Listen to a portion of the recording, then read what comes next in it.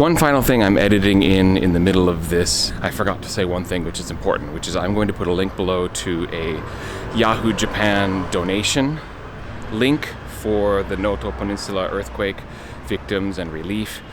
And it's a genuine charity. They helped out a ton when the March 11th earthquake happened over 10 years ago. So you can trust that your money will go to a good place. And if you want to donate to the earthquake relief down, or I should say up in Ishikawa, etc., and that area, please use the link below. And anything you would give is, I'm sure, greatly appreciated.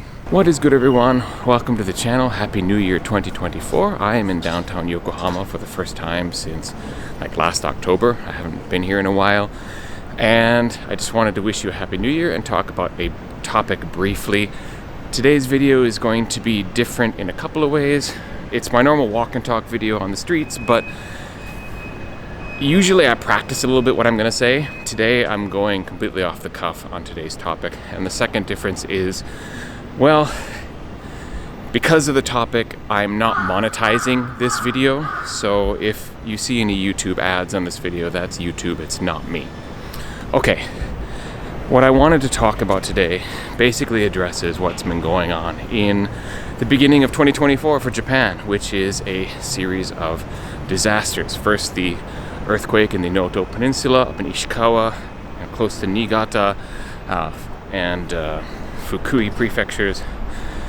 And then, of course, the Japan Airlines disaster, although the latter one is not something I'm really going to address. I'm going to be talking more about the earthquake situation. To begin with, I really feel that to truly understand Japan in a number of different ways and on different levels is to understand that it is a disaster-prone country. I've been here for 18 years. I have seen on the news all manner of terrible things happening. I was here during the March 11th earthquake that happened up in Tohoku.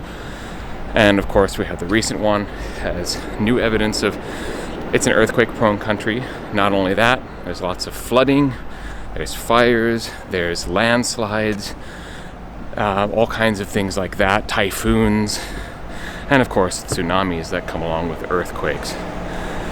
And the truth of the matter is, this is baked into Japan's history and culture. I mean, the entire city of Kyoto was built basically by people who were completely up to date on the latest superstitions and the ways to placate and keep demons out of daily life, and who followed very strictly a calendar based on the Chinese zodiac system that basically, there's auspicious days, inauspicious days, unlucky days, and these things still persist in Japanese culture today. For example, my mother-in-law, when we moved into our new house, we could only move into the house on a particular day based on that traditional calendar. So it's not like this is something that goes back to the founding of Kyoto and before. It's something that is still present today for those who are believers or who are superstitious. And obviously, it also appears in Shinto religion. I've talked about this before, where you pray at a Shinto shrine to ask the gods not to cause problems or to prevent disasters. Like the Fuji Yoshida Fire Festival in Yamanashi at the foot of Mount Fuji. The entire purpose of that festival is to basically ask the goddess of Mount Fuji to not send any more fire, prevent the eruption of Mount Fuji. And that's very, very common as a theme throughout Shinto practice, belief, purification, etc. You can almost liken it a little bit to the Greek gods. The Greek gods were capricious and they would screw around with humanity. And in some ways, the Shinto gods are similar in that they'll just, make a disaster happen for entertainment or to see what happens and, F around and find out, right? And Japan, the population, the populace, the people have been the sufferers of this capricious behavior, and as such have become very just both accepting of the fact that they live in a disaster-prone country, but also proactive. I mean, Japan has some of the best in the world early warning systems, evacuation plans. They're always reassessing how things are done and changing them with the times. The place where I work recently had a bunch of its buildings re-outfitted with new structure within the building to help it withstand bigger earthquakes. Those sorts of things are a constant battle in Japan. It reminds me of something I brought up a couple months ago about the sort of trend these days to buy abandoned Japanese houses for super cheap, and how that's a trend right now. People like to fix them up. And while I think that's a cool thing, and I think it's better than just like letting them sit there abandoned or, fall into ruin, I would worry if it was me, like, is that house really going to withstand a major earthquake? It's the reason why we built a new house, because we wanted to have it done to the latest earthquake specs.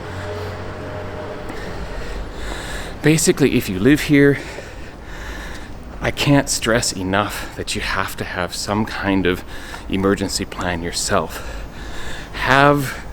You should have taken a look at the emergency evacuation maps. You should know where you're supposed to go in case of a tsunami, or you have to evacuate because of a flood or whatever it is. And if you have a family, go through the process of setting up meeting points. If you're not together, okay, in a disaster, we're all going to meet here. Have supplies in your home. Water, food, medicine, everything that you might need to, stay through a few weeks of the possibility of not having water, power, and food delivery. In the March 11th earthquake, shelves in Yokohama were sold out for days and days. They would restock in the morning because there was still infrastructure and transportation, so there never really was a real danger of running out of food. But that's because the earthquake wasn't here. It was up in Tohoku. If the earthquake and tsunami were down here, there's not going to be anything on shelves. All of the vending machines are going to be sold out. And if the roads aren't clear and the trains aren't running, there's not going to be any restocking. So you have to have stuff yourself, and also be aware of the community you're in where they have their emergency stockpiles, because most communities have emergency supplies. You'll see in different neighborhoods these big boxes that have the name of the municipality on them. That's basically a housing of emergency supplies. So, I often caution my own students about this, because they come to live in Yokohama from other prefectures, and they live in apartments, and they often don't have anything extra in their apartment. They don't stock up on emergency supplies, so they really should. But, they're young, they don't really think about that kind of thing. So, if you're visiting, if you're here as a tourist, then, you can't really stock up on supplies, but it's probably not a bad thing to have, some water that you keep in your hotel room, or, always have a supply on you, and just, maybe buy a bunch of snacks that you put into your suitcase as a emergency supply of food if you need them. But if you don't need them, then you just take them home and you can enjoy Japanese snacks in your home country. Basically, be aware of the fact that disaster can strike. Certainly up in Ishikawa, like Kanazawa, which is a popular tourist destination, there were, I'm sure, foreign tourists up there at the time, and they're probably wondering what they should do, or how they should get out of there, or what the procedure is. And it's probably not a bad idea, if you're coming to Japan, to just take a brief time to kind of look over what emergency preparedness you might need to know in terms of the place where you're going. The likelihood of it happening in the exact time that you're here, while not zero, isn't very high, but, better safe and better planned ahead than sorry. As for me,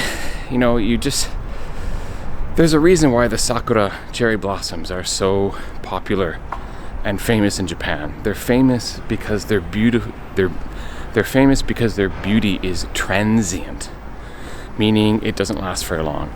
They fall and they blow away in the wind, and then that brief period in time is over.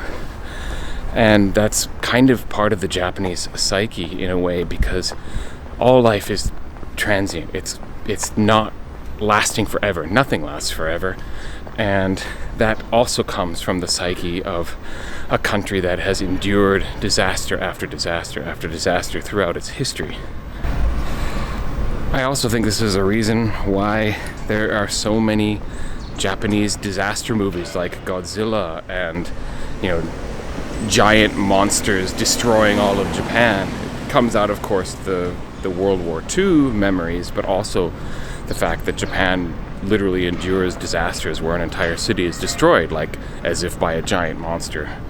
And you have movies like Suzume no Tojimari, which is basically a kind of remembrance of the Tohoku earthquake and this kind of spiritual look at the cause of earthquakes, in which it is kind of like a giant monster leveling cities, or a giant spiritual energy in these. Well, if you haven't seen the movie, I won't go on, but if you've seen it, you know what I'm talking about. It's always in the back of people's mind, and as someone who lives here, I have to just plan ahead, be ready, but also be kind of mindful and just accepting of the fact that I could find myself in the middle of one of these. And if I'm here for another 20, 40 years, there's a high possibility I will be.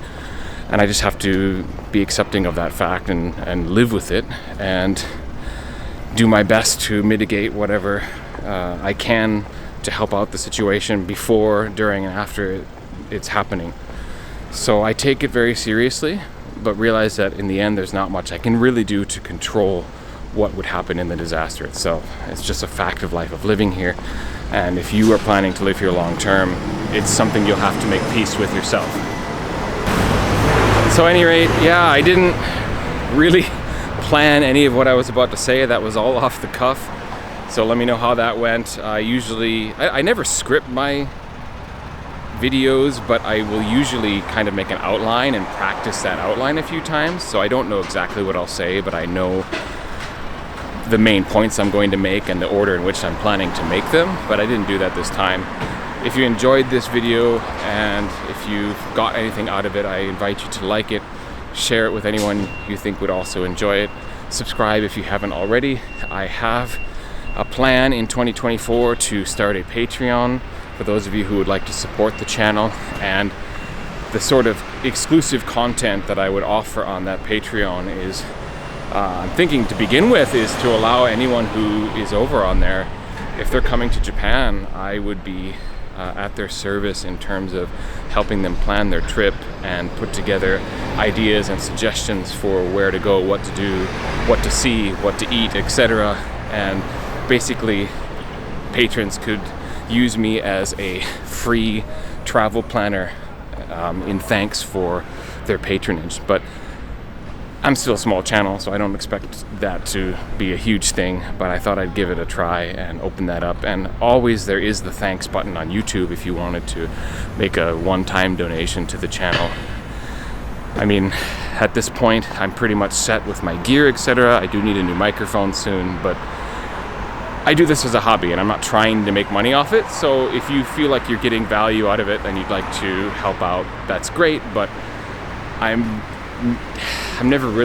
bad at self-promotion, and I don't plan to really become any better at it because, like I said, I'm doing this as a hobby. I'm not trying to make money off this channel. So anyway, with that out of the way, I want to thank you very much for watching this particular video. I will catch you next time. Peace.